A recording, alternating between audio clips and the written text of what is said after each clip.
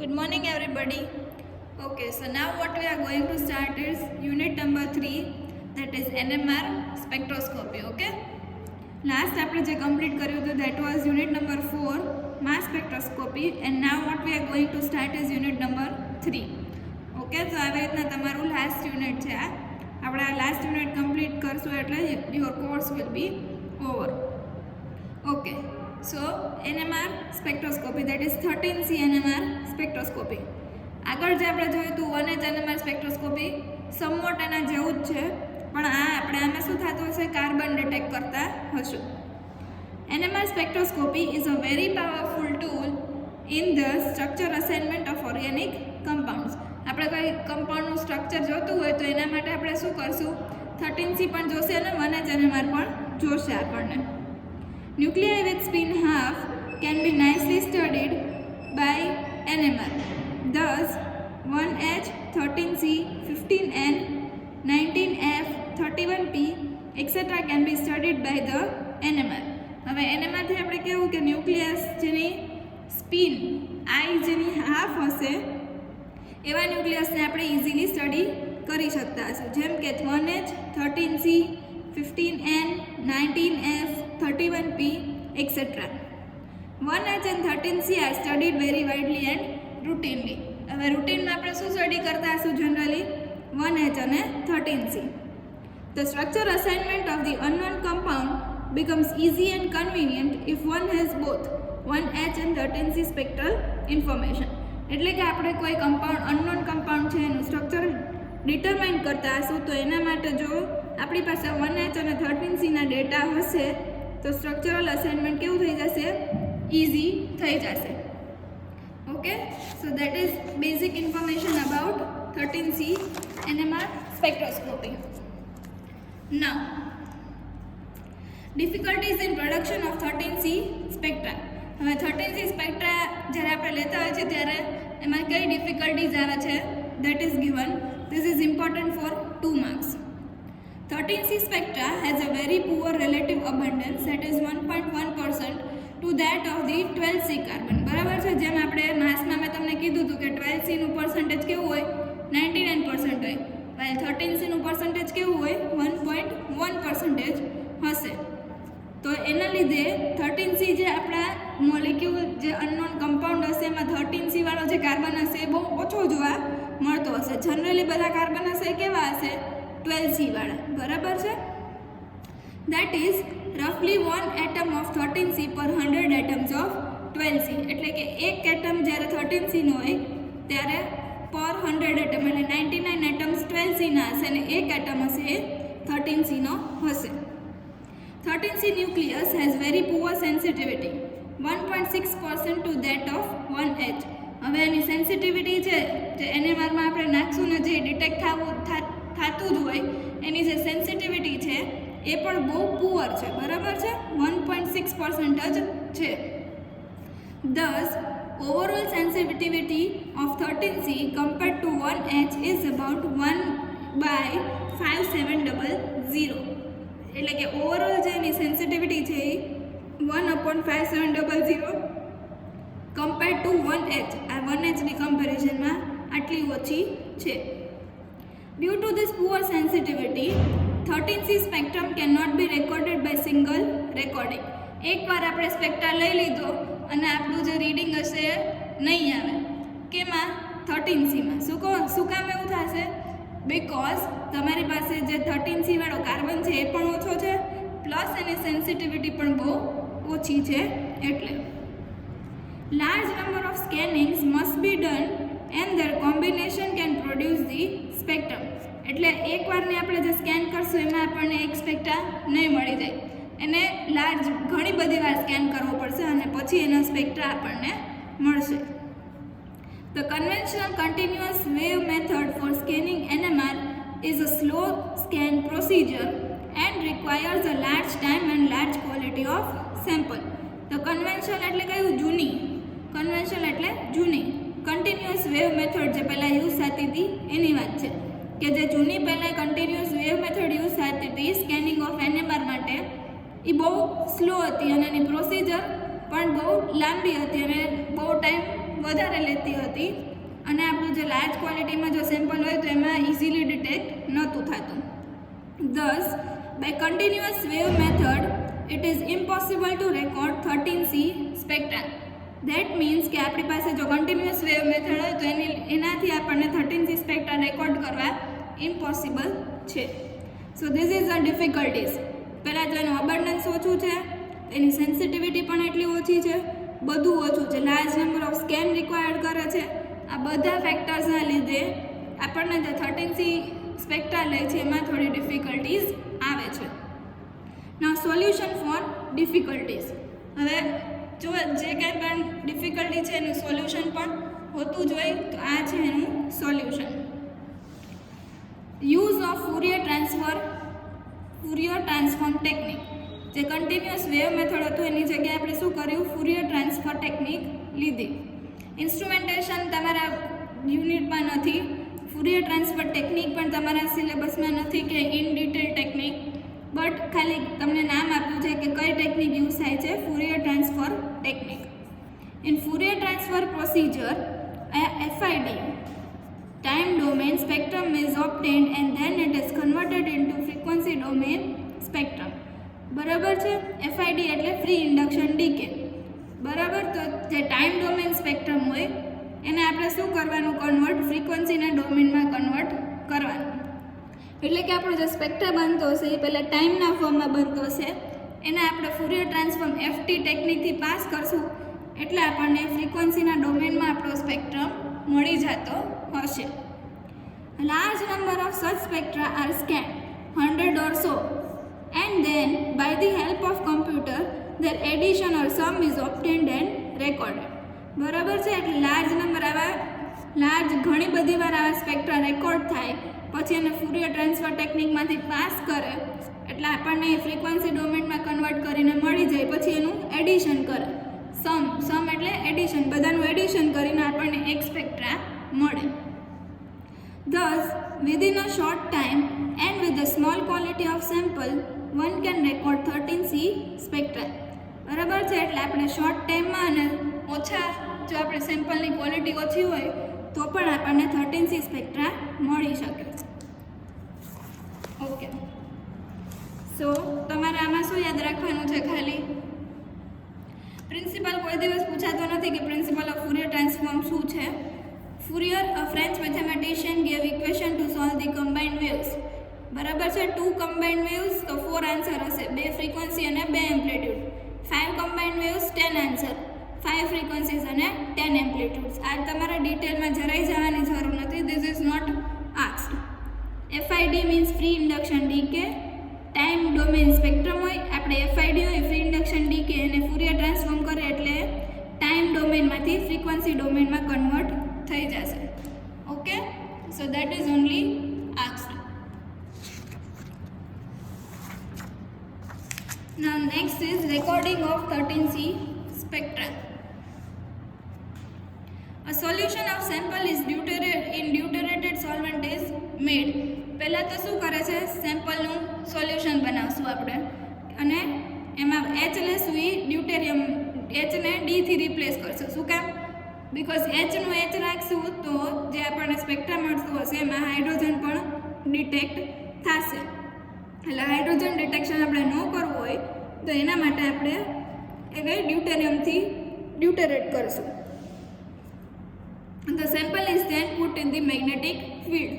Magnetic ફિલ્ડમાં મૂકશું. Radio frequency pulse, હવે એને રેડિયો ફ્રીક્વન્સી આપશું, is applied at 90 degree.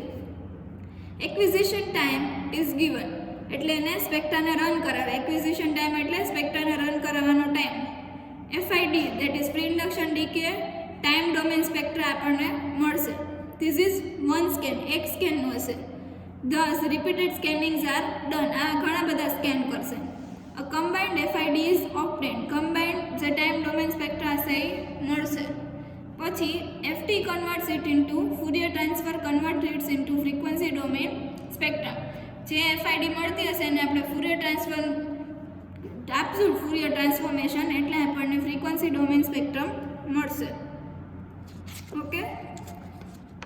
This all are not most important things. આગળનું જે છે બહુ ઇમ્પોર્ટન્ટ છે, એમાંથી મોસ્ટલી પૂછાય છે. ઓકે, નાઉ 13C સ્પેક્ટ્રા, સ્કેલ, સોલ્વન્ટ અને signal.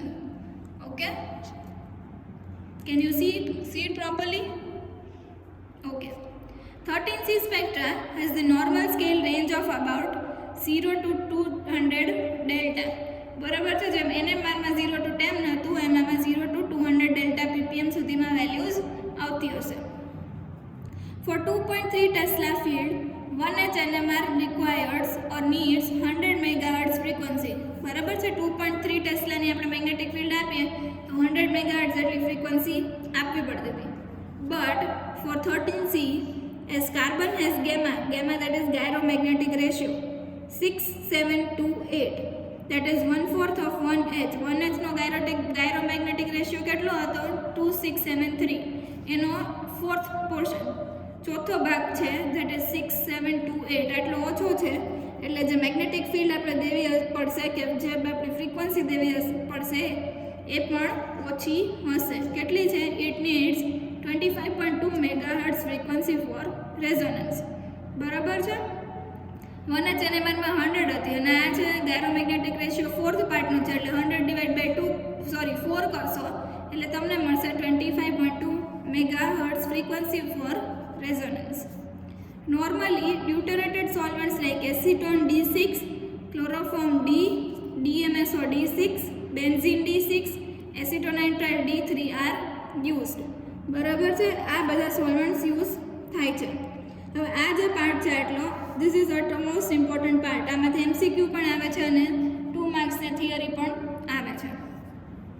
The multiplicity and the position of the above solvent signal in the 13C spectrum is as follows. બરાબર છે, આ જે છે 29.8 એની ડેલ્ટા પીપીએમ છે, સિગ્નલની પોઝિશન છે, અને આ કેટલા પાર્ટમાં સ્પ્લિટ થયેલું હશે એ છે. હવે એસિટોન D6, એસિટોન એટલે કેવું હશે? CD3 C double bond O CD3 આવું હશે. CH3 ની જગ્યાએ આપણે CD3 લઈ છીએ. હવે ડી ની આઈ શું હોય? ડ્યુટેરિયમની આઈ છે એ 1 હોય. 1 આપણે શું કરવાનું? 2ni+1 કરતા હોય છે તો 2 આ કેટલા છે? 6. આઈ કેટલી છે? 1 + 1. ઓકે, આવી રીતના નહીં, અને 3 લેજો કેમ કે આ બે સેમ છે, એટલે આ સાઈડ અને આ સાઈડ બે સેમ છે, એટલે 3 2 6 + 1 7. સો આનું આ શું કામ એક જ લીધું D3 કેમ કે આ બે ઇક્વિવેલન્ટ છે, D3 અને D3 આ બે સેમ છે એટલે. સો 3 2 6 + 1 7 એટલે સેપ્ટેટમાં સિગ્નલ આવશે. પછી chloroform D that is CdCl3. હવે CdCl3 જોઈએ આપણે, સેમ 2ni+1 કરીએ તો 2. બરાબર છે, n કેટલો હશે? 1. I છે D ની 1 + 1 એટલે 2 + 1 3. આ આવશે ટ્રિપલેટ. સેમ DMSO D6 લેશો તો એમાં આવશે સેપ્ટેટ અને એની ડેલ્ટા પીપીએમ છે 39.7. બેન્ઝીન D6 લેશો તો એમાં આવશે 128 અને એનું સિગ્નલ ટ્રિપલેટ આવશે. બધામાં આવું જ કરવાનું છે. D ની વેલ્યુ 1 લેવાની અને H ની જગ્યાએ D ને પહેલાં તો ડ્યુટેરેટ કરવાનું, પછી 2ni+1 માં મૂકશો એટલે બધા આવશે, સેપ્ટેટ, ટ્રિપલેટ બધા. દેન એસિટોનાઇટ્રાઇલ D3. બરાબર છે, એસિટોનાઇટ્રાઇલની વેલ્યુ છે 1.3 મિથાઇલનો અને 118.3 સાયનાઇડનો અનરિઝોલ્વડ અને સેપ્ટેટ સિગ્નલ આવશે. ઓકે, એસિટોનાઇટ્રાઇલની છે CH3CN, એટલે CH3 ને આપણે ડ્યુટેરિયમમાં કન્વર્ટ કરશું એટલે CD3CN આવું બનતું હશે. Okay, now 13C coupled and decoupled spectra. 13C proton coupled spectra shows multiplicity of the signal, that is splitting of the signal if proton is attached to the carbon. હવે આપણે 1H NMR માં શું કરતા? જે કાર્બનની જે હાઇડ્રોજનની આપણે multiplicity find કરી હોય એના બાજુના કાર્બન ઉપર રહેલો હાઇડ્રોજન, બરાબર છે, એનું આપણે એનાથી એવું સ્પ્લિટિંગ કરતા. પણ 13C NMR માં શું હોય? જે કાર્બન હોય એની ઉપરનો જ હાઇડ્રોજન હોય એનું સ્પ્લિટિંગ કરતો હશે. જેમ કે સપોઝ મારી પાસે કોઈ આવું છે, હવે આમાં મારે 13C અપ્લાય કરવું છે. તો કેવું આવશે? આ 1 કાર્બન, આ 2 સિગ્નલ મળશે પહેલાં તો કાર્બનના, એટલે A અને B. હવે એક કાર્બન છે એનું સ્પ્લિટિંગ કોણ કરતું હશે? N+1માં, પણ એની ઉપરનો જ હાઇડ્રોજન, એટલે 3+1 4. તો આ છે એ ક્વાર્ટલેટમાં સ્પ્લિટ થશે. જે કાર્બન હોય એની ઉપર હાઇડ્રોજન હોય એ જ એને સ્પ્લિટ કરે. હવે આ B સિગ્નલ છે, એક કાર્બનનું છે, 2+1 દેટ ઇઝ 3. તો આનું સિગ્નલ ટ્રિપ્લેટમાં સ્પ્લિટ થશે. બરાબર છે? આવી રીતના તમારે યાદ રાખવાનું છે કે 12Cમાં જે કાર્બન હોય એની ઉપરનો જ હાઇડ્રોજન, અને 13Cમાં જે હાઇડ્રોજનનું આપણે સ્પ્લિટિંગ ફાઇન્ડ કરતા હોય એની બાજુના કાર્બન ઉપર રહેલો હાઇડ્રોજન. ઓકે, એવી રીતના એનું સ્પ્લિટિંગ થતું હશે. નાઉ the splitting is governed by the rules identical for 1H signal, that is simple rules શું હતો? N+1 નો, એટલે કે જે 1H NMR માં આપણે કરતા હતા એવું જ આપણે 13Cમાં કરવાનું. As 13C 1H coupling constant is very high, 110 to 320 Hz, a splitted signal covers a big area. એટલે કે આપણે જે આ સ્પ્લિટિંગ ફાઇન્ડ કરી છે એનું કે એ સિગ્નલ છે 1C એનો જે છે સ્પ્લિટિંગ ક્વાર્ટલેટમાં આવે છે, 4 એટલે ક્વાર્ટલેટમાં આવે છે. તો હવે આ 13C અને 1H નો કપલિંગ કોન્સ્ટન્ટ બહુ વધારે છે. કેટલો? 110 થી 320 હર્ટ્ઝનો હશે. તો સ્પ્લિટિંગ જે હશે એ બહુ મોટો એરિયા કવર કરતો હશે, એટલે કે આપણા જે ગ્રાફ હશે એમાં સમાતું નહીં હોય. And this causes overlapping and crowding of signal, એટલે કે સિગ્નલ્સ બધા છે એ ઓવરલેપ થતા હશે અને બધા ભેગા થઈ જાય, બહુ ક્રાઉડ થઈ જાય. Crowding of signal. This creates confusion and problems in the interpretation of spectra. એટલે આ છે એ પછી શું થશે? કન્ફ્યુઝન અને પ્રોબ્લેમ ક્રિએટ કરશે આપણા સ્પેક્ટ્રામાં. Thus આ જે આપણે લીધો જે H કાઉન્ટ કરીએ છીએ એને કહેવાય કપલ્ડ સ્પેક્ટ્રા. 13C 1H coupled સ્પેક્ટ્રા. શું કામ કપલ્ડ સ્પેક્ટ્રા? કેમ કે આ કાર્બન ઉપર રહેલો હાઇડ્રોજન એને સ્પ્લિટ કરે છે, એટલે 13C 1H કપલ્ડ સ્પેક્ટ્રા કહેવાય. હવે એવું ન કરવું હોય, આ બધું કન્ફ્યુઝન દૂર કરવું હોય, પ્રોબ્લેમ્સ ન આવવા દેવું હોય તો શું કરવાનું? જે આપણો કાર્બન હોય એને પ્રોટોન ડીકપલ કરી નાખવાનું. પ્રોટોન ડીકપલ કરી નાખવાનું. The proton decoupled spectra are recorded.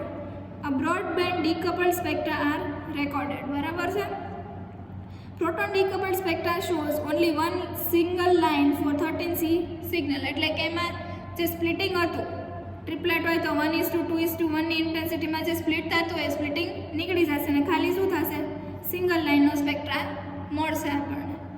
13C spectra do not have integration and hence do not give information about number of carbons for each signal. હવે જેમ આપણે નંબર ઓફ હાઇડ્રોજન ફાઇન્ડ કરતા હતા જે ગ્રાફમાંથી integrate કરીને કેટલા હાઇડ્રોજનનો સ્ક્વેર છે બધું ટોટલ કરીને, એવું આમાં નથી થતું. એટલે આપણને નંબર ઓફ કાર્બન કેટલા છે એનો ખબર પડી શકે.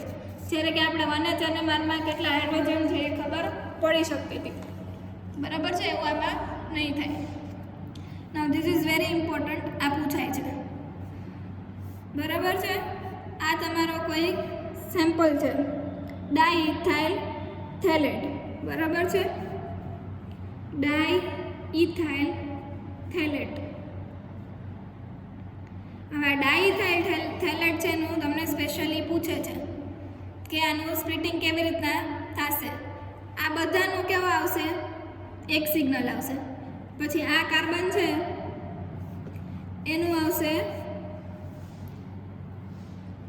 આ 14A સિગ્નલ છે, પછી આ સિગ્નલ છે 60A, આ બેન્ઝીન વાળાનું સિગ્નલ છે ને આ 168 C ડબલ બોન્ડ O નું સિગ્નલ છે. બરાબર છે? એટલે A, B, C અને D. હવે એ સિગ્નલ છે, બરાબર છે? એ સિગ્નલ કેનું છે? દેખાય છે તમે લોકોને? CH3 નું છે. તો CH3 છે અને હવે એનું સ્પ્લિટિંગ કરાવવું છે તો શું કીધું? જે કાર્બન હોય એના ઉપરનો હાઇડ્રોજન, કેટલા હાઇડ્રોજન છે એની ઉપર? 3. તો 3+1 4. બરાબર છે? આવી રીતના છે CH2 CH3. આગળ બધું છે પણ આ તો તમને દેખાડવા લખું છું. હવે આ CH3 એ સિગ્નલ છે કેટલામાં સ્પ્લિટ થશે? તો કે N+1 that is 3+1 that means 4. કેવી રીતના 4? આ જે કાર્બન હતો એની ઉપરનો હાઇડ્રોજન આપણે 13C નું સિગ્નલ ફાઇન્ડ કરી છે એટલે. બરાબર. તો કેટલામાં સ્પ્લિટ છે? જો 4 પાર્ટ્સમાં ડિવાઈડ થયું છે, દેખાય છે. હવે આ CH2નું લે, બી સિગ્નલ, આ 60 છે એની વાત છે. તો શું થતું હશે? કાર્બન ઉપરનો હાઇડ્રોજન, તો 2 + 1 3, જો આ ટ્રિપ્લેટમાં સ્પ્લિટ થાય છે, દેખાય છે. પછી આ બેન્ઝીનનું સિગ્નલ છે, મલ્ટીપ્લેટનું સિગ્નલ. કોટલેટ છે પણ આ કોટલેટ જેવું ખાલી દેખાય છે, બાકી આ મલ્ટીપ્લેટનું સિગ્નલ હોય. અને એક રહ્યું આ C ડબલ બોન્ડ O. હવે C ડબલ બોન્ડ O પર તમને ક્યાંય દેખાય છે હાઇડ્રોજન? નથી દેખાતો, તો સિંગલ સિગ્નલ હશે, એટલે આ સિંગલેટ છે, બરાબર છે. 168. હવે આ કેવું હતું? પ્રોટોન કપલ્ડ સ્પેક્ટ્રા હતો. જેમ મેં કીધું કે પ્રોટોન કપલ્ડ સ્પેક્ટ્રા હોય તમારી પાસે, તો તમારો સિગ્નલ છે એ બહુ મોટો એરિયા કવર કરતો હશે અને કન્ફ્યુઝન ક્રિએટ કરતું હશે. હવે આને નાનો કરવો હોય આપણને, તો આ છે proton decoupled spectra. Proton decoupled સ્પેક્ટ્રા.